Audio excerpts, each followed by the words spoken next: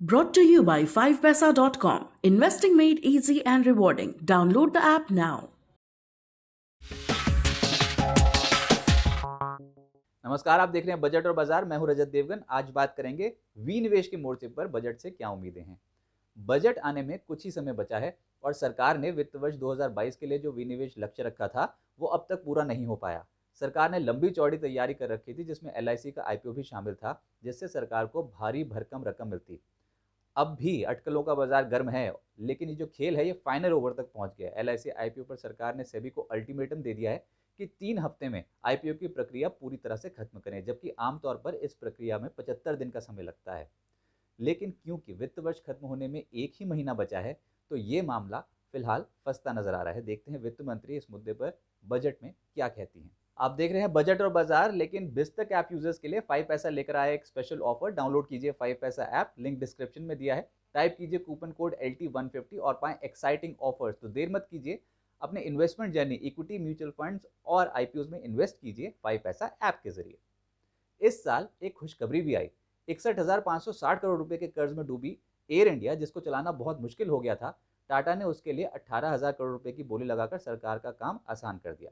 सरकार को इसमें से 2,700 करोड़ रुपए कैश मिले और 15,300 करोड़ रुपए टाटा ने कर्ज चुकाने के लिए दिए। हालांकि कर्ज की रकम बड़ी थी, तो अब बाकी बचे 46,260 करोड़ रुपए air India asset holding company भरेगी। सरकार ने FY22 के लिए 1,75,000 करोड़ रुपए का विनिवेश टारगेट रखा, जिसमें से अब तक 10% से कम ही पूरा हो पाया है। अब आपके सामने सरकार के विनिवेश के रडार पर कौन सी कंपनियां हैं, उनकी लिस्ट रखते हैं। पहले पायदान पे है LIC, जिसका आईपीओ सरकार लाना चाहती है। इसमें 100% सरकार का हिस्सा है, जिसकी वैल्यू है 13 से 15 लाख करोड़ रुपए। और इसमें से अगर मात्र 5 से 6% ही सरकार बेच दे, तो उनके हाथ 75,000 करोड़ रुपए की वैल्यू लग जाएगी, जो कि एक भारी भरकम राशि है। दूसरे नंबर पे है BPCL। 53% हिस्से की वैल्यू सरकारी 44,000 करोड़ रुपए बैठती है। हिंदुस्तान जिंक लगभग 29.5% सरकार का हिस्सा है, उसकी वैल्यू 39,350 करोड़ रुपए बैठती है। IDBI में जो 46% सरकार का हिस्सा है, 23,900 करोड़ रुपए की वैल्यू है। कॉनकॉर में 21,200 करोड़ रुपए सरकार के हिस्से की वैल्यू है, जो कि है लगभग 55% के आसपास। BEML 54% हिस्से की वैल्यू है 4,045 करोड़ रुपए। और शिपिंग कॉर्पोरेशन ऑफ इंडिया में जो 64% हिस्सेदारी है सरकार की, उसकी वैल्यू है 3,660 करोड़ रुपए। इसके अलावा अन्य कंपनियां भी हैं, जिनमें सरकारी हिस्से की वैल्यू करीब 20,000 करोड़ रुपए से 40,000 करोड़ रुपए आंकी जाती है।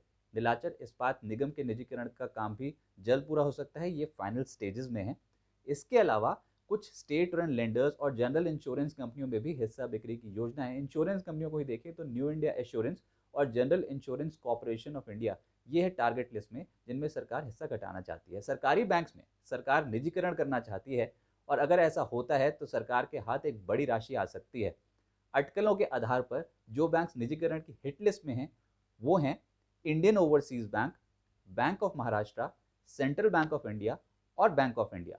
लेकिन विनिवेश की गाड़ी को आगे बढ़ाने के लिए चुनौतियां भी हैं, जैसे कि किसानों के विरोध से निपटना और सरकारी कर्मचारियों को मनाना। आगामी बजट में विनिवेश का लक्ष्य शायद नहीं बढ़े और बजट में ये आंकड़ा 1,75,000 करोड़ के आसपास ही हो, पर इसकी पूरी संभावना है कि LIC आईपीओ और BPCL में निवेश के मोर्चे पर सरकार अब बड़ा फैसला लेगी। हमने आपके सामने सिर्फ और सिर्फ सरकारी विनिवेश का एक अनुमान दिया है, इस पर अभी स्पष्टता आनी बाकी है। बजट से जुड़े तमाम अपडेट्स के लिए जुड़े रहें बिस्तक के साथ। नमस्कार।